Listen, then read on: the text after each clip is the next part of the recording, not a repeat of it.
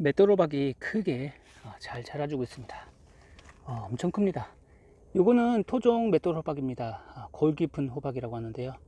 일반 우리가 보는 씨앗을 사서 하는 그런 맷돌 호박과 비슷하게 골도 깊고 엄청 크고 좋습니다. 지금 호박들이 많이 달리고 있습니다. 사방에서 이제 꽃이 피고 암꽃이 피면서 양분이 충분한지 꽃이 많이 피고 있고 애호박도 많이 나고 있습니다. 하루에 한 5개, 많게는 10개 정도의 애호박을 따고 있는데요. 여기도 호박이 이쁘게 달렸습니다. 호박이 이렇게 이쁘지만 가끔 호박을 키우시다 보면은 호박이 울퉁불퉁하고 못생긴 호박이 있고, 그리고 오이 같은 경우도 있고, 메론, 그리고 수박이 멀쩡하지 않고 울퉁불퉁한 그런 과일을 보셨을 겁니다. 이렇게 호박과 같은 박과작물에 생기는 울퉁불퉁한 이유에 대해서 오늘 이야기해 보도록 하겠습니다. 안녕하세요, 순비제 제주농부입니다. 오늘은 호박밭인데요. 오늘은 호박밭에서 이러한 호박이, 이렇게 울퉁불퉁한 호박이 왜 생기는지, 그리고 오이도 마찬가지로 이렇게 울퉁불퉁하고 못생긴 오이가 왜 생기는지에 대해서 한번 이야기를 해볼까 합니다. 많은 분들이 호박이 울퉁불퉁하고 못생겼다고, 이것이 왜 그러냐고 문의를 해 오셨습니다. 그래서 제가 이 울퉁불퉁한 원인에 대해서 한번 알아보았는데요. 보통은 호박이 이렇게 맷돌 호박이나 이제 둥근 호박 같은 경우에는 이렇게 이쁘게 나와야 되죠. 그리고 애호박 같은 경우는 이쁘게 이렇게 길게 나와야 됩니다. 하지만 이제 호박이 이렇게 울퉁불퉁하고 못생기게 되면은 이게 무슨 피해일까? 제초제 피해일까? 아니면은 다른 원인에 의해서 무슨 착과, 이게 착과가 되면서 무슨 원인에 의해서 이렇게 될까? 이런 고민들을 많이 하실 텐데요. 한번 이렇게 발생하기 시작하면은 끝까지 호박이 이렇게 계속 울퉁불퉁하게 나올 것입니다. 이 원인은 바로 바이러스입니다. 바로 호박이 바이러스에 걸린 것인데요. 바이러스에 걸리게 되면은 어쨌든 처음에 증상은 잎에서부터 나타나기 시작합니다. 잎이 그물 현상이 생기기 시작하고 수포가 생기기 시작하고 잎이 이렇게 깔끔해야 되는데 잎이 이렇게 날카롭게 톱날같이 되기도 하고, 때로는 잎이 이렇게 위조가 된다고 하죠. 말아지거나 아니면은 이렇게 순이 이쁘게 잘 나와야 되는데 순도 제대로 자라지 않습니다. 이게 바로 바이러스에 의한 병인데요. 바이러스가 걸려서 그렇습니다. 주로 이제 박과작물에 이런 게 증상이 많이 나타나고요. 그리고 호박에 많이 나타납니다. 그리고 오이에도 나타나고요. 이게 호박은 그냥 심어서 알아서 잘 자라 주겠거니 이런 생각도 많이 하시겠지만 바이러스에 걸리게 됩니다. 바로 호박 황화 모자이크 바이러스라는 것인데요. 좀 어렵죠. 그냥 바이러스에 걸린 것이라고 생각하시면 됩니다. 초창기에 이제 이 호박을 심고 자랄 때 이제 처음에는 충 방제를 잘 해주셔야 됩니다. 충 방제를 초반에 잘 해주시지 않으면은 이제 바이러스에 걸려서 얘네들이 이렇게 나중에 되면 꽃이 피고 착과가 되면은 계속 울퉁불퉁한 호박이 나오게 됩니다. 이 울퉁불퉁한 호박은 이제 먹는데 문제는 없을까 이런 이야기도 많이 하시는데요. 문제는 없습니다. 먹어도 상관이 없습니다. 그냥 바이러스에 걸린 것일 뿐입니다. 고추나 오이, 그리고 따로 메론이나 수박 이런 것도 바이러스에 걸립니다. 하지만 바이러스에 걸렸다고 먹어서 문제 될 건 없습니다. 대신에 모양이 좀 못생겼을 뿐입니다. 그래서 이런 호박 드셔도 큰 문제는 없습니다. 이제 호박을 제때 수확하시건 안 하시건 어찌됐든 호박이 작든 크든 계속 울퉁불퉁하게 나올 것입니다. 그래서 이렇게 박과작물에 자주 생기는 이런 문제는 바이러스다. 바이러스의 매개는 어떤 것인가 한번 이야기해 보도록 하겠습니다. 이런 호박이나 다른 고추나 모든 작물을 키우실 때 가장 문제가 되는 게 바이러스입니다. 특히 고추에도 바이러스가 많이 걸립니다. 바이러스를 예방하기 위해서는 꾸준한 방제가 필요하죠. 하지만 이런 호박 같은 경우에는 초반에 방제를 해주시고 그 다음부터는 방제를 해주시지 않아도 됩니다. 대신에 이제 초반에 진딧물이 잎 뒷면에 많습니다. 지금은 진딧물이 거의 보이지 않는데요. 비가 자주 오고 습해서 그런지 지금은 진딧물이 거의 보이지 않습니다. 다행입니다. 하지만 진딧물이 초반에 많이 잎에 발생하게 되면은 이 잎이 쪼글쪼글해지고 그리고 제대로 자라지 않습니다.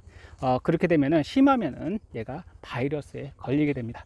바로 진딧물이 이 호박의 호박 그 박과작물의 바이러스 매개입니다. 진딧물을 초반에 예방을 해 주셔야지, 방제를 해 주셔야지, 해주시지 않으면은 여러 가지 잎에서 그 바이러스 증상이 나오게 됩니다.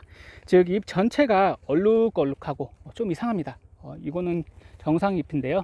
얼룩얼룩하고 얼룩진 것 같이 이 표면에 짙은 녹색의 수포가 이렇게 발생합니다. 뭐가 나오는 거죠. 감염된 이 호박 잎 같은 경우에는 이렇게 심하면은 이렇게 막 비에 꼬이고 그리고 순이 잘 자라지 않습니다. 이런 새순이 잘 자라지 않아요. 그리고 잎 가장자리가 아까 얘기한 것 같이 톱니같이 이렇게 날카로워지게 됩니다. 그게 보통 이 호박 황화 모자이크 바이러스의 그 증상이고요. 예, 잎을 보시면 아실 수가 있습니다. 감염이 되는 주로 그 작물은 이렇게 보시다시피 대표적으로 오이 같은 경우는 이렇게 원래 고다야 되는데 이쁘지 않죠? 울퉁불퉁하죠? 네.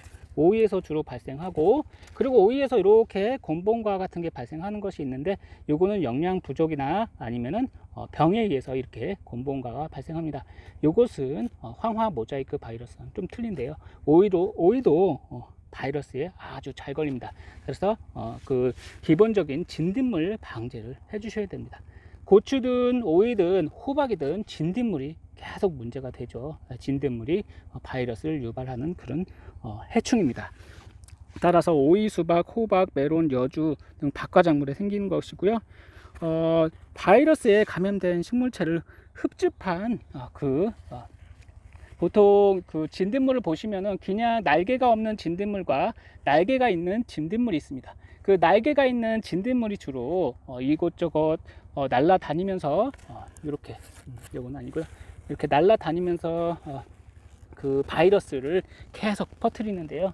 그것을 우리가 사람이 잡아줄 수는 없습니다. 어떻게 할 수는 없고, 초반에 대신에 그 호박에 진딧물이 많다고 생각되시면 그때는 호박을 심거나 고추를 심거나 모든 작물을 심으셨을 때는 그때는 꼭 초반에 얘네들이 활착이 될 때까지 잘 자랄 때까지 방제를 꼭 해주셔야 됩니다. 그렇게 하시면은 이렇게 호박이 울퉁불퉁해지는 그런 현상은 없을 것이라고 생각됩니다. 따라서 이런 호박을 보통은 이렇게 생기면은 팔 수가 없죠. 호박을 전문적으로 재배하시는 분들은 이것을 팔지 않고 뽑아 버리게 됩니다. 보통은 뽑아 버리는데 아깝잖아요. 호박이 많으면 이렇게 나오는 그 줄기와 뿌리를 뽑아 버리시면 좋은데, 그게 아니시라고 하시면은 그냥 드셔도 큰 문제가 없습니다. 호박을 키우시면서 호박이 왜 울퉁불퉁하고 그리고 오이가 왜 울퉁불퉁한지 그것에 대해서 이야기해 보았습니다. 즉 박과작물에 초반에 발생하는 잎에 발생하는 요 잎 뒷면에 보통 발생하는 그 진딧물에 의해서 바이러스가 발생합니다. 고추도 마찬가지로 진딧물이 끼게 되면은 흡집을 하면서 진딧물이 바이러스를 유발시키게 됩니다.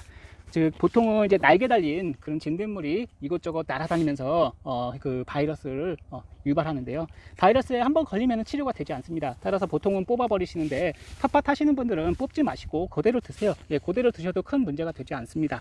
따라서 이런 이쁜 이제 애호박을 키우시려면은 초반 방제가 제일 중요하다.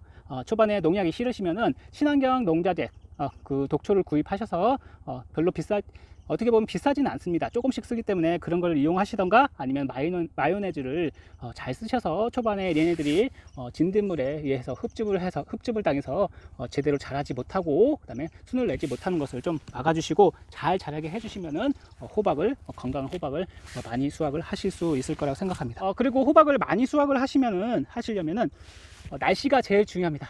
우선은 첫 번째 날씨가 중요하고, 두 번째는 양분입니다. 중간중간에 페트병이나 이제 큰 통을 묻어서 이렇게 상한 이런 음식물 쓰레기를 특히 야채나 과일, 수박 껍질 같은 것을 이제 그 통에다 넣어주세요.